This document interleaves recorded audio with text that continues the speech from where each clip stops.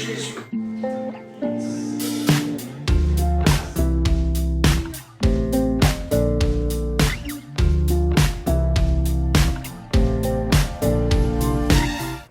Bonjour chers amis, bonjour à toutes et à tous. J'espère de tout cœur que vous vous portez bien en ce jour et en cette période.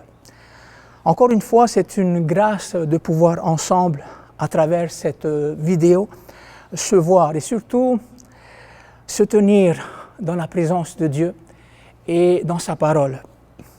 La semaine dernière, j'avais débuté un message qui avait pour titre « Jésus, le roi des rois et le Seigneur des seigneurs ». Oui, Jésus est le roi des rois et le Seigneur des seigneurs. Il est au-dessus de tout. Toutes choses ont été créées par lui, toutes choses ont été créées pour lui, et toutes choses subsistent en lui. Alors j'aimerais pour ce matin, par cette introduction, relire ces versets de la Bible avec vous. Ce passage tiré de l'épître de Paul aux Colossiens. Colossiens chapitre 1er, chapitre 1. Et nous lirons du verset 15 jusqu'au verset 17. Alors ce passage, justement, en parlant de Jésus, ce passage nous dit ceci. Jésus est à l'image du Dieu invisible, le premier-né de toute la création, car en lui ont été créées toutes les choses qui sont dans les cieux et sur la terre, les visibles et les invisibles, trône, dignité, domination, autorité. Tout a été créé par lui et pour lui. Il est avant toute chose et toute chose subsiste en lui. Alors Jésus est au-dessus de tout. Nous avions vu la semaine dernière, au travers d'un premier point justement que j'avais partagé, une des raisons pour laquelle je crois que Jésus est plus grand que tout, c'était justement à cause de son influence dans l'histoire de toute l'humanité. Et j'aimerais justement juste rappeler quelques points encore de ce premier point que j'avais vu avec vous la semaine dernière. Jésus, son influence dans l'histoire de toute l'humanité. Jésus est le personnage central dans l'histoire de toute l'humanité. Jésus, par son message et par sa vie, a changé toutes choses. Son message est d'une profondeur incomparable. Ses enseignements sont absolus, ses enseignements sont parfaits. Il n'y a pas des choses à reprendre ou à revoir. Jésus, par son influence, a bouleversé le monde. Il vient élever la condition de l'enfant. Il vient pour élever aussi la condition de la femme. Jésus, à son époque aussi, a bouleversé les conventions culturelles. En mangeant avec les gens de mauvaise vie, en s'occupant des pauvres, en touchant les lépreux et les malades. Son influence est la plus grande de toute l'histoire. De par son influence aussi, nous avons les plus grandes institutions, les plus grandes organisations humanitaires qui puissent exister. L'impact de Jésus est sans précédent. Il est unique, il est incomparable. Son influence est la plus grande de toute l'histoire. C'était là une des premières raisons que nous avions vues la semaine dernière et j'aimerais poursuivre justement encore avec quelques raisons aussi pourquoi Jésus est plus grand que tout. La deuxième raison est celle-ci. La deuxième raison pour laquelle je crois que Jésus est plus grand que tout, c'est à cause de sa compréhension de la nature humaine. Personne ne comprenait l'être humain comme Jésus. Personne n'était un bon psy comme Jésus. Jésus venait exposer les réalités internes de l'être humain. Les choses qui étaient cachées, il venait les exposer parce qu'il connaît tout. Jésus est Dieu parmi les hommes. Il est omnipotent, il est omniscient, il connaît toutes choses.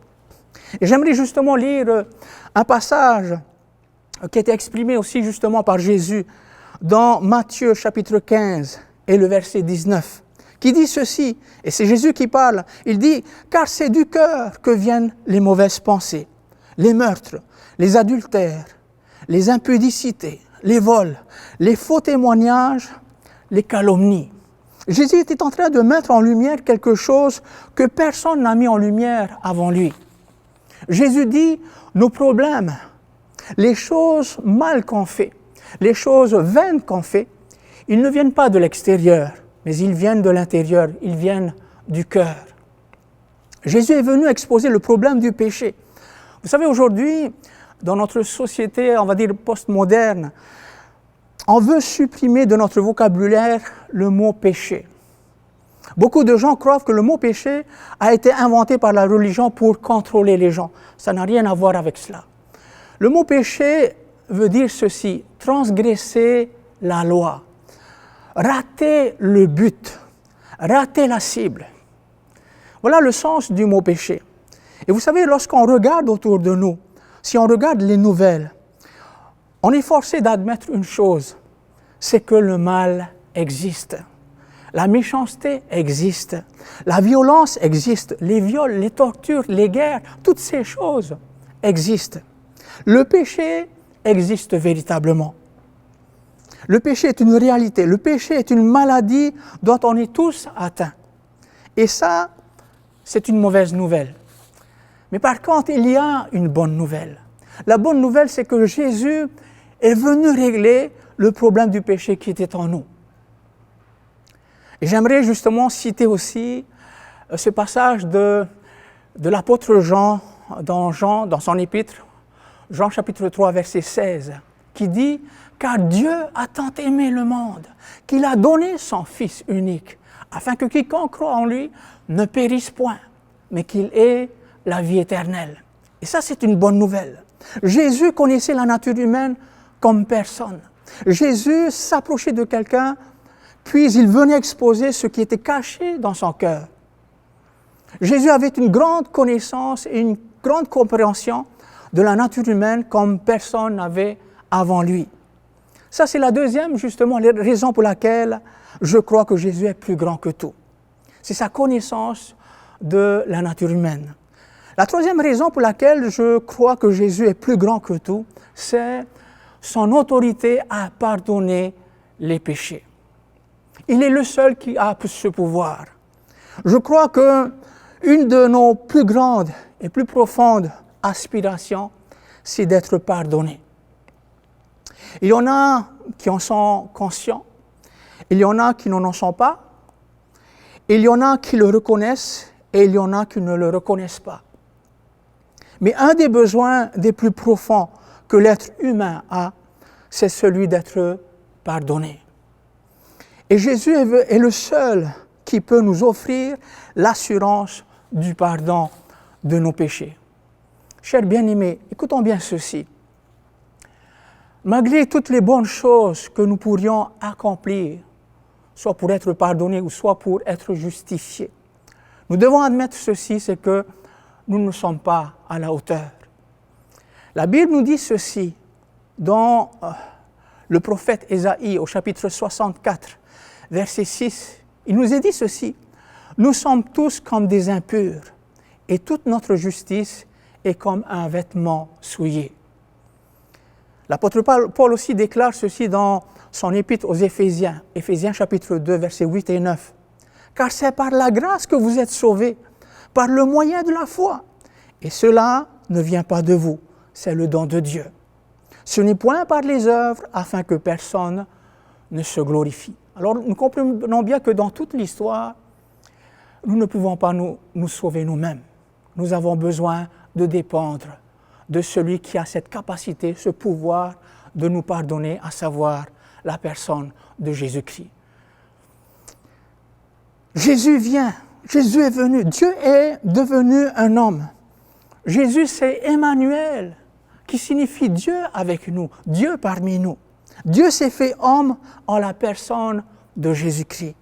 Jésus, par son humanité, faisait que ça prenait un homme pour souffrir et payer pour les hommes. J'aimerais... alors c'est vrai que ce matin aussi, nous sommes tous, on va dire, à nu devant Dieu. Nous sommes tous... nous ne pouvons pas faire semblant devant le Seigneur. Dieu nous connaît parfaitement. Et justement, j'aimerais aussi de manière directe aussi nous adresser, peut-être aussi que nous sommes tous de ceux qui aspirent à vivre des choses, à faire des choses, à être capables de faire le bien. J'aimerais justement citer quelques exemples. Vous savez, la vie de pureté, la vie parfaite, que nous n'étions pas capables de le faire, Jésus, lui, il l'a fait.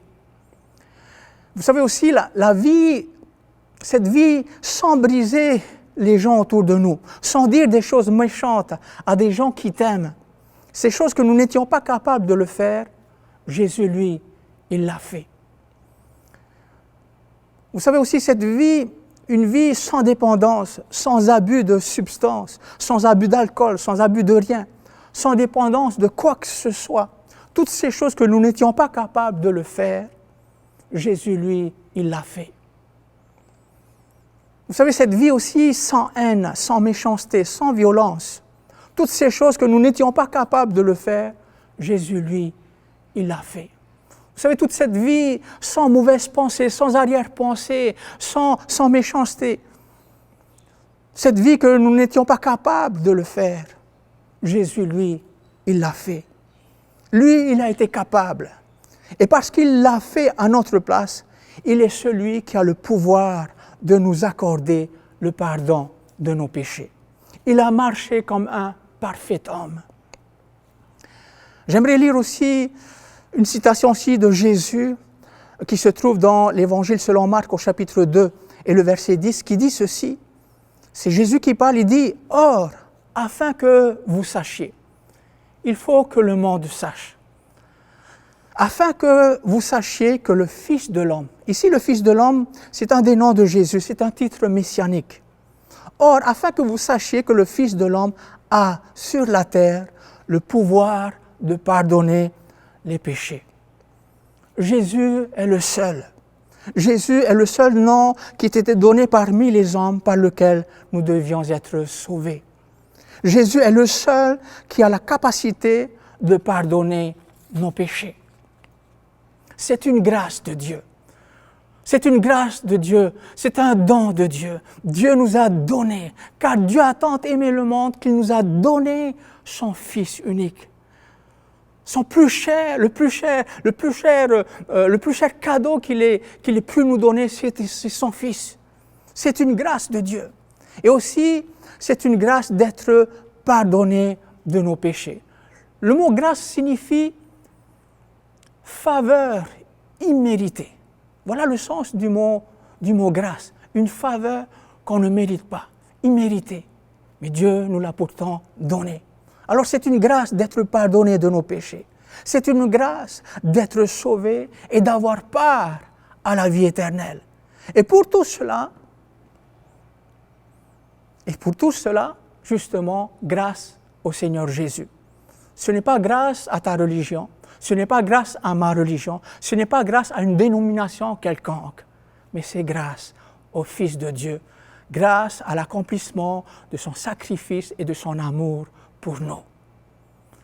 Alors, j'aimerais aussi justement terminer ce message par cette histoire que j'aime tellement. C'est une belle histoire et aussi une belle illustration.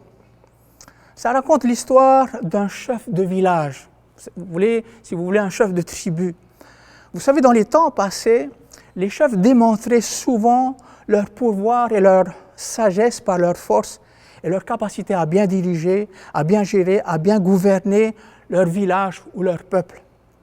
Alors on raconte l'histoire d'un chef de village qui était plus noble, il était plus juste que tous les autres. Et voilà que dans le village de ce chef-là, un jour justement, a commencé des vols. Il y a eu des vols qui ont commencé, justement des vols au niveau de la nourriture. Il y avait une personne qui volait de la nourriture, volait les objets. Et puis ça a commencé justement à affecter toute la communauté. Les gens commençaient à stresser, les gens commençaient à être méfiants, à être suspicieux des uns et des autres. Et justement, en bon chef de village, le chef rassemble tout le monde et il adresse la parole à tout le monde et leur dit ceci: je vous en supplie, que la personne qui fait ces choses, il faut que vous arrêtez ces choses, parce que ça affecte tout le monde, ça divise tout le monde. Alors je vous en supplie, arrêtez ça. Et quelque temps après, les vols n'ont pas cessé. Alors le chef convoqua justement le village une deuxième fois. Et là, il dit, je vais devoir justement mettre en place aussi, donner une peine pour celui qui continue de faire ces choses. Et si on vous attrape, ça sera 10 coups de fouet. Et les vols, là encore, n'ont pas cessé, ça a continué. Et là, le chef convoque encore le village une 3e fois. Et là, il augmente la peine à 20 coups de fouet. Et toujours, aucun résultat. On a augmenté la peine à 39 coups de fouet, parce qu'il faut que les vols cessent. Et les vols, justement, n'ont pas cessé. Et un jour, des gens viennent à la maison du chef, ils viennent dans la maison du chef et lui ont dit « On a trouvé le voleur ». Et il y avait justement un attroupement à l'extérieur. Les gens étaient en train de traîner le voleur jusque devant la maison du chef du village. Et le chef arrive et il s'aperçoit au milieu d'eux une foule en colère. Il découvre que le voleur en question, c'était sa mère. C'était sa maman, c'était elle, la voleuse. Alors là, tout le monde, justement, qui était là, qui voyait, et puis il se posait la question, est-ce que le chef va appliquer la peine? Est-ce qu'il n'y aura pas un traitement de faveur parce que c'est un membre de sa famille? Et là, tout le monde, justement, s'est tourné vers le chef pour voir s'il allait appliquer le châtiment. Et la peine, justement, de 39 coups de fouet. Alors, il dit à ces hommes, justement, d'amener sa mère au milieu de tout le monde, justement. Et là, le chef dit, il faut que le châtiment soit appliqué. Il faut que quelqu'un paye le prix. Et là, le chef vient, justement, s'approche de sa mère, il retire ses vêtements. Et il s'est mis autour de sa mère, parce qu'il savait que sa maman ne pourrait pas supporter le châtiment. Elle va mourir. Alors qu'est-ce que ce chef-là a fait? Ce chef, lui qui était fort, lui qui était juste, il a mis ses bras autour de sa maman. Et ensuite, il ordonne au bourreau. Il dit, allez-y, commencez à fouetter. Commencez à me fouetter. Et là, justement, les coups de fouet ont commencé à tomber. Et à un certain moment, justement, le chef souffrait justement de ce châtiment qu'il endurait. Ses larmes et les larmes de sa mère se mélangeaient. Et pendant ce temps-là aussi, il répétait sans cesse à sa mère, « Je t'aime. Je l'ai fait par amour pour toi. Je t'aime. Je t'aime. » Alors, je ne sais pas si vous réalisez l'histoire, justement le sens de cette histoire. La vérité, c'est que Dieu nous aime. L'amour que Dieu porte à notre égard, c'est un amour qui est infiniment grand, qui dépasse notre entendement, qui dépasse notre façon de voir humaine. Dieu est amour. La vérité, Jésus, il est plus grand que tout. Il est la vérité. Il est le chemin et la vie. Jésus, il est plus grand que tout. Son amour est plus puissant que tout. Jésus est plus grand que n'importe qui. Nous sommes tous des pécheurs. La Bible nous dit que nous avons tous péché et nous sommes tous privés de la gloire de Dieu, de la bénédiction, de la présence de Dieu. Mais Jésus est venu pour nous réconcilier avec le Père. Jésus est venu pour le pécheur qui se repent. Jésus est venu, il le prend dans ses bras et nous dit ceci, « J'ai subi la condamnation à ta place. » Le châtiment, la condamnation devait tomber sur nous pécheurs, mais Dieu l'a dévié sur son Fils Jésus-Christ. Jésus-Christ a pris notre place. Et c'est la raison pour laquelle je redis la même chose. Jésus est plus grand que tout. Son amour est plus grand que tout. Il est venu mourir pour n'importe qui de nous. Il est venu mourir pour des pécheurs comme vous et moi. Il est venu mourir pour que si tu te repens pour tes péchés et que tu places ta foi en lui pour le suivre, en lui disant « Seigneur, je te reçois comme mon Sauveur et mon Seigneur ». tu peux recevoir le pardon de tes péchés. Et c'est comme je le disais tout à l'heure, la plus grande aspiration que l'être humain a, c'est d'être pardonné. Et je peux te garantir, avec humilité, avec respect, que tu peux recevoir le pardon de tes péchés. Alors peut-être vous allez me dire, peu importe mes péchés, oui, peu importe tes péchés. Peu importe que les péchés que j'ai commis soient trop sales, trop vils, trop laids, oui, peu importe cela. Peu importe que tout le monde te juge à cause de ce que tu as fait, oui, peu importe cela. Dieu peut pardonner tes péchés. Mets ta foi en Jésus-Christ. Humilie-toi devant lui et lui, il t'élèvera. Alors ce matin, avant de pouvoir aller justement et puis pouvoir terminer ces moments, j'aimerais faire un appel. J'aimerais aussi justement vous appeler à la prière. J'aimerais appeler toutes celles et ceux qui se sentent interpellés par ce message de la bonne nouvelle, ce message de l'évangile de Dieu. Le mot évangile signifie bonne nouvelle. Et si vous vous sentez interpellé par ce message, j'aimerais vous inviter à prier avec moi. J'aimerais prier avec vous. J'aimerais aussi, par cette prière, vous demander de répéter avec moi ces quelques mots. Et j'aimerais vous demander de le faire de manière, non pas juste répéter une prière que j'ai prononcée, mais en même temps aussi dans votre cœur, croire dans ce que vous dites.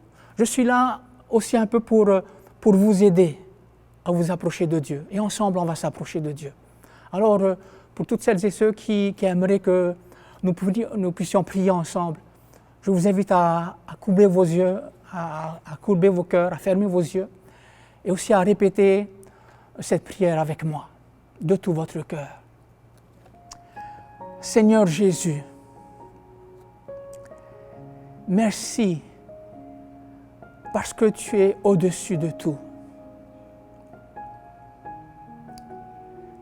Merci parce que personne d'autre n'a pu mourir pour mes péchés que toi seul. Seigneur Jésus, je te demande pardon. Pardonne-moi pour tous mes péchés contre toi. Je crois dans ton sacrifice à la croix pour moi. Je crois que tu as pris le châtiment et la condamnation à ma place. Je te prie, touche mon cœur, touche ma vie. Accorde-moi une nouvelle vie. Je confesse par la foi ce matin que Jésus est mon Sauveur. Jésus est mon Seigneur. Au nom de Jésus, je t'ai prié. Amen. Voilà, chers bien-aimés, merci pour l'attention que vous avez portée justement pour l'écoute de ce message de ce matin. Et j'aimerais prendre un petit moment spécial pour quelques annonces aussi pratiques, un rappel pour le déroulement concernant la reprise de notre culte pour dimanche prochain. Alors c'est vrai que ça concerne aussi les personnes de l'Église aussi. Alors c'est vrai que notre culte va débuter à partir de dimanche prochain, c'est-à-dire le dimanche 17 mai. Nous aurons justement deux cultes, et ça c'est en fonction aussi justement des paramètres concernant aussi la protection due justement à tout ce qui se passe aussi dû au Covid-19, prendre toujours aussi nos précautions. Alors, comme je disais, nous aurons deux cultes à partir de dimanche prochain. Alors, le premier culte se tiendra de 8h30 à 9h30. Nous aurons 1 heure de culte. Et entre le premier culte et le deuxième culte, nous aurons une demi-heure de battement. Alors le second culte se déroulera à partir de 10h, de 10h à 11h. Alors je rappelle les horaires. Le premier culte se tiendra de 8h30 à 9h30 et le second culte de 10h à 11h. Alors j'aimerais aussi nous rappeler par rapport au parking. Alors le parking le parking du dessus sera consacré à tous ceux qui seront là pour le premier culte. On essaiera de pouvoir placer toutes ces voitures pour le premier culte. Comme ça, pour ceux qui viendraient pour le deuxième culte, devra déjà venir environ un quart d'heure, une demi-heure avant le deuxième culte pour pouvoir se placer au parking du sous-sol, le parking qui est en bas. Et tout cela justement pour pouvoir essayer de pouvoir faire en sorte que le déroulement puisse bien se faire, justement pour le bon fonctionnement des choses aussi. Alors j'aimerais aussi nous encourager à toujours respecter les consignes justement de protection pour justement aussi, comme en vue justement de la protection aussi des uns des autres. Alors de respecter aussi les uns les autres. Je crois que aussi il y a des personnes qui ne sont pas prêtes aussi au contact, alors respectons ces choses. Et encore une fois, je ne veux pas que nous nous amusions à se dire que moi j'ai la foi, etc., etc. Soyons sages, et justement c'est la raison pour laquelle j'avais voulu profiter de ce moment de vidéo aussi pour nous rappeler ces choses. Aussi une troisième chose aussi, il y a justement depuis quelques jours, depuis la semaine dernière, un sondage vous a été envoyé afin de pouvoir justement aussi nous donner un peu vos avis par rapport à toutes celles et ceux qui seront prêts à venir au culte pour ce temps de rassemblement et pour ceux aussi qui ne se sentent pas encore prêts. Alors c'est important justement pour nous de respecter tout le monde. Nous vivons dans un contexte particulier et c'est important justement aussi de prendre aussi des précautions. C'est la raison aussi pour laquelle l'organisation de nos cultes se font de manière quand même organisée, de manière à ce que tout le monde aussi soit respecté et protégé. Alors voilà quelques annonces aussi. Et en fonction justement des retours de vos sondages, en fonction de cela, nous allons organiser ces 2 cultes pour dimanche prochain. Voilà, merci infiniment pour votre attention et merci de prier pour le déroulement de toutes ces choses-là. Merci de prier pour tout le pays, pour nos autorités qui justement ont la charge de prendre des décisions et ça, c'est pas toujours évident. C'est leur rôle aussi. Alors prions pour les autorités du pays, prions pour les autres nations aussi, les autres pays qui sont aussi affectés. Nous bénissons le Seigneur pour cette grâce de ne pas avoir justement eu de décès. Et ça, c'est la grâce de Dieu. Mais, comme dit la parole de Dieu aussi, ne faisons pas de cette grâce un prétexte à faire n'importe quoi. Alors que Dieu nous bénisse abondamment et que sa bonne présence nous accompagne et nous soutienne, nous renouvelle et nous fortifie. Merci de votre attention, merci pour toute votre écoute. Que Dieu nous bénisse abondamment. Amen. Si cet homme un jour va entendre parler de Jésus,